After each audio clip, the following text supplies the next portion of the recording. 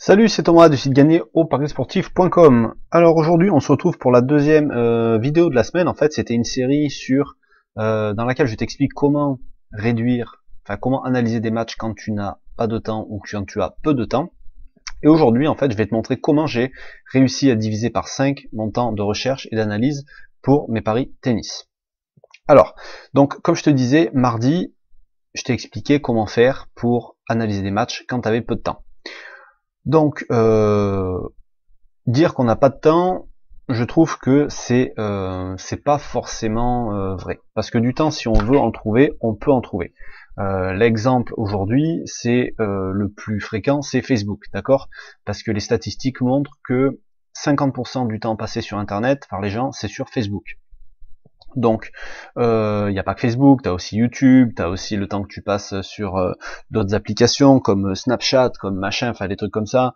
Tu as aussi le temps que tu passes à écrire des SMS, à regarder tes mails, à regarder, voilà, puis sans parler même du téléphone. Le temps que tu passes devant la télé, à regarder des conneries, parce que, voilà, tu passes tes soirées certainement devant la télé, comme la majorité des gens, ou alors sur internet, et au final ce temps-là tu pourrais très bien l'utiliser pour faire autre chose. Alors même si la télé ça te détend, je suis d'accord, tu peux te faire un moment de détente, t'es pas obligé de te faire 2 heures de détente le soir dans la télé, tu peux te faire que 1 heure, et je pense que tu te détendras de la même façon. Je pense que de toute façon, tu peux trouver facilement 15 à 30 minutes par jour. Ça te fait du 1 heure et demie, allez, entre 1 heure et demie et 3 heures par semaine. Voilà, sachant que tu peux aussi te lever un petit peu plus tôt, sachant que bon, tu peux gagner du temps en fait à plein d'endroits dans ta journée, mais c'est pas tellement le sujet. En fait, ce que je veux dire aujourd'hui, euh, c'est pas qu'il faut forcément t'empêcher de faire des choses pour faire des paris sportifs. Au contraire. Et je suis le premier à essayer de réduire aujourd'hui le temps que j'y passe. Pourquoi? Ben parce que aujourd'hui j'ai 33 ans, parce que j'ai une vie, parce que j'ai des loisirs, parce que voilà, j'ai en plus de mes paris, j'ai un site internet à gérer, j'ai maintenant un groupe privé à gérer, et tout ça, ça demande du temps en plus. Et le temps, il faut le trouver. Donc je suis obligé d'optimiser certaines choses, parce que j'ai aussi un boulot à côté, je suis pas parieur professionnel, je fais pas que ça.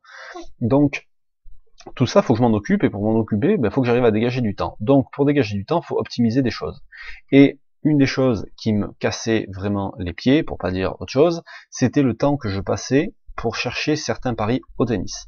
Alors, j'en ai déjà parlé plusieurs fois. Au tennis, je parie sur les matchs en double essentiellement. Et pour ceux qui sont dans le groupe privé, ils savent que je joue souvent contre quelqu'un plutôt que pour quelqu'un. Je joue la défaite d'une équipe plutôt que la victoire d'une équipe. Alors pour ça, je me base sur les mecs qui sont blessés. Parce que tu as des mecs qui jouent en simple au tennis, qui parfois vont abandonner, et qui jouent quand même le double, souvent la même journée. Et alors, il y a deux raisons, c'est soit que le simple, ils en ont rien à taper, et qu'ils sont juste venus chercher un chèque, et ou alors qu'ils se préservent, ils veulent pas se blesser pour le double, s'ils sentent une douleur ou un truc comme ça, ou alors l'autre possibilité, c'est qu'ils se sont vraiment fait mal, ou que vraiment ça va pas, et ben ils risquent de perdre en double. Donc en fait, je me base essentiellement là-dessus, mais pour trouver les mecs qui déclarent forfait, quand tu regardes sur une... Bah attends, je vais aller voir ça. Quand tu regardes sur une application comme SofaScore, ou même sur Flash Résultat, mais tu as plus de matchs sur SofaScore que sur Flash Résultat, quand tu regardes une application comme ça sur le tennis, et que tu regardes la quantité de matchs qu'il y a chaque jour, alors au plus ça va vers la fin de la semaine, au moins il y a de matchs, c'est logique, parce que les mecs sont éliminés, et donc forcément, si tu veux, il y a moins de matchs, parce qu'au plus on arrive vers la finale, au plus il y a de matchs. Donc tu prends un match comme une journée comme aujourd'hui, tu vois, là tu as le nombre de matchs. Il y en avait 20 en ATP, 60 en Challenger, 175 ici, 158 là, et 31 ici. Donc tu as plus, allez, on va dire qu'en gros tu as 400 matchs de tennis. Je te garantis que aller chercher les mecs qui déclarent forfait là-dedans, tu y passes du temps. Parce que c'est bien beau. Donc tu vas voir tout simplement, je sais qu'il y en a eu ici aujourd'hui, alors bon là c'est pas marqué qui a déclaré forfait, mais par exemple Kyrgios aujourd'hui, il a déclaré forfait, il a pété les plombs, en plus c'était pas une blessure, il a pété les plombs, il s'est énervé après l'arbitre, il s'est barré, il est même pas venu jouer le deuxième set. Donc là, pour savoir s'il va jouer en double, il faut que tu ailles voir Kyrgios, et il faut que tu vois ses prochains matchs. Et donc voilà, tu vois, prochain match il est là, donc là il y a un match en double. Ok, donc après ce match-là, ben, vu qu'il avait abandonné, s'il avait abandonné sur blessure, je serais venu l'analyser. Là, c'est pas le cas, mais c'est quelque chose qu'il aurait fallu que je regarde dans ma façon de sélectionner les matchs. Et enfin, pour ce type de pari-là. Donc ça, en fait, tu le fais.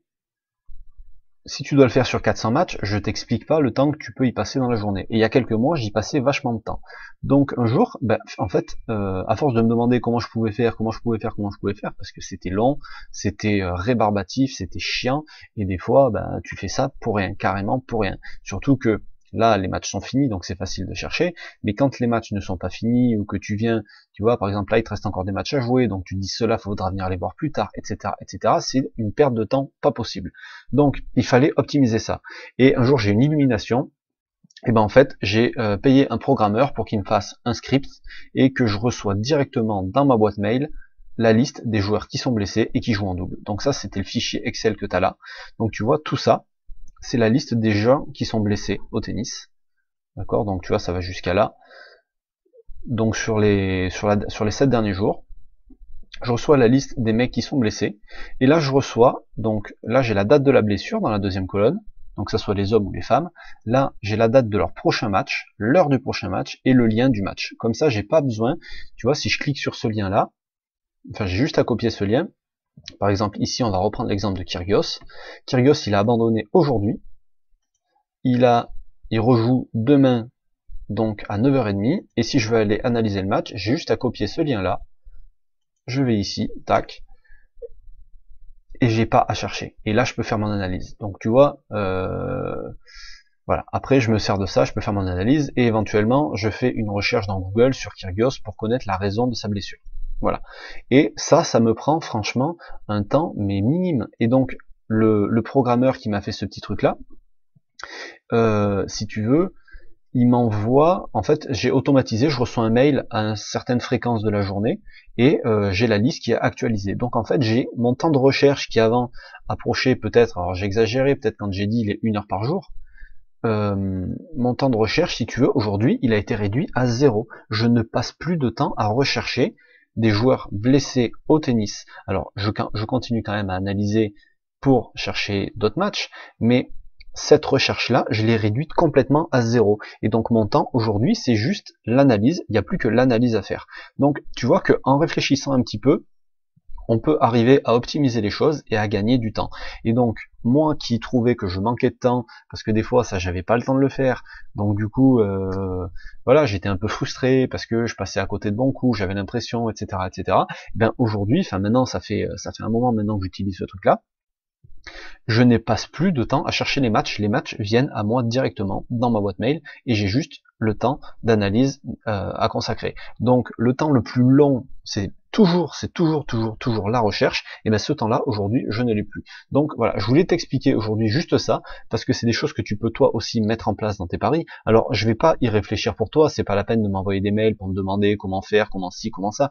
Je t'ai dit, j'ai essayé de faire ça pour gagner du temps, c'est pas pour m'embêter, c'est pas que je veux pas t'aider, mais je vais pas faire le travail que j'ai fait moi pour dire au programmeur ce que je voulais, c'est à toi d'y réfléchir, c'est à toi de le faire, après à toi de le chercher, etc., etc. Voilà. C'était juste en fait pour te montrer que tu peux vraiment faire des analyses quand tu n'as pas beaucoup de temps, et tu peux te débrouiller en fait pour réduire ce temps-là au minimum aussi en réfléchissant un petit peu. Donc j'espère que tu as aimé la vidéo. Si tu veux d'ailleurs profiter de mes paris sur le tennis, je les propose dans le groupe privé. Donc je te mettrai un lien dans la description, tu pourras aller voir tout ce qu'il y a d'autre à l'intérieur, parce qu'il n'y a pas que des pronostics, hein, il y a plein d'autres choses. Voilà, tu peux aussi t'abonner avant de partir, comme ça tu recevras tous mes prochains conseils, un mardi, un jeudi. Je te souhaite une bonne fin de semaine, un bon week-end, je te dis à bientôt. Ciao.